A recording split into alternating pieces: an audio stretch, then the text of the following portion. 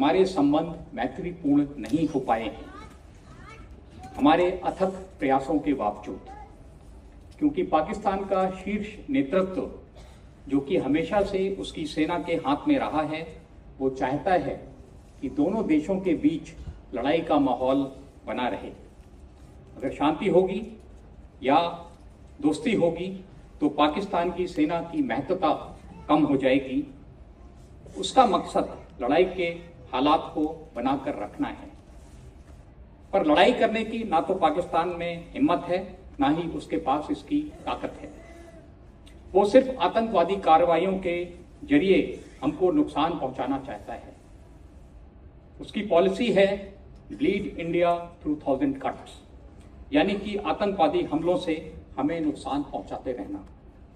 पहलगाम में जो गत वर्ष हुआ वो उसी सोची समझी साजिश का एक हिस्सा था। मैं वेस्टर्न कमांड के सभी यूनिट्स और फॉर्मेशंस को और सभी ट्रुप्स को बधाई देना चाहता हूं ऑपरेशन सिंदूर में बेहतरीन कार्य करने के लिए। ऑपरेशन सिंदूर में हमने पाकिस्तान को बहुत तगड़ा सबक सिखलाया है। उसके आतंकवादी ठिकानों को बर्बाद किया, उसकी पोस्ट्स, उसके एयर बेसेस को नष्ट किया।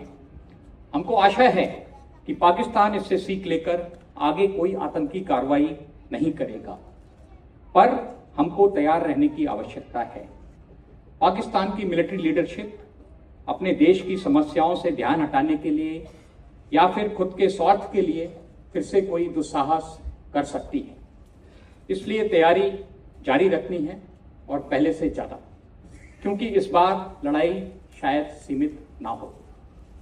हर क्षेत्र में, हर स्तर पर हमें लड़ाई के लिए तैयार रहना है।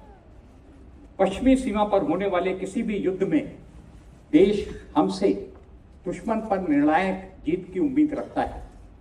ये तभी संभव है यदि हम अपनी ऑपरेशनल रेडीनेस में कमी ना आने दें और अपनी ऑपरेशनल कैपेबिलिटीज को लगातार बढ़ाते रहें।